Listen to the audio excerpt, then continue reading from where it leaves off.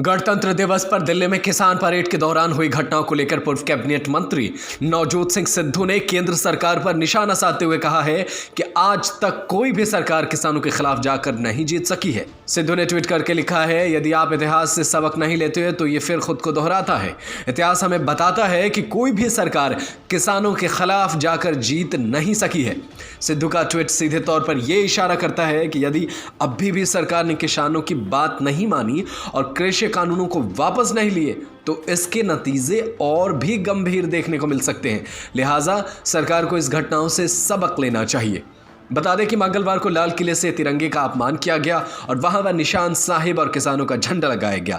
गणतंत्र दिवस पर आयोजित किसानों की ट्रैक्टर परेड का लक्ष्य कृषि कानूनों को वापस लेने और फसलों की न्यूनतम समर्थन मूल्य की गारंटी की मांग करना था। दिल्ली पुलिस ने राजपथ पर समारोह समाप्त होने के बाद तय रास्ते से ट्रैक्टर परेड निकालने की अनुमति भी दी थी, लेकिन हजारों की संख्या में किसान समय से पहले अलग अलग सीमाओं पर लगे अवरोधकों को तोड़ते हुए दिल्ली के अंदर दाखिल हो गए।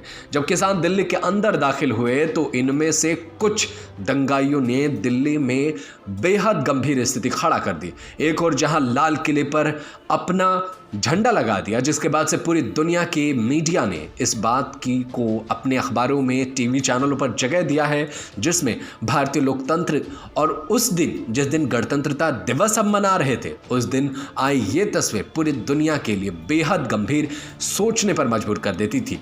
कई अखबारों ने दुनिया के अलग अलग देशों में ये लिखा कि क्या अमेरिका की राजधानी कैपिटल हिल के व्हाइट हाउस में जो कुछ हुआ उससे लाल किला की तुलना की जा सकती है, और इन दोनों तस्वीरों को एक साथ ऐड किया गया और बताया गया कि इन दोनों तस्वीरों में बेहद समानता देखने को मिल रही है।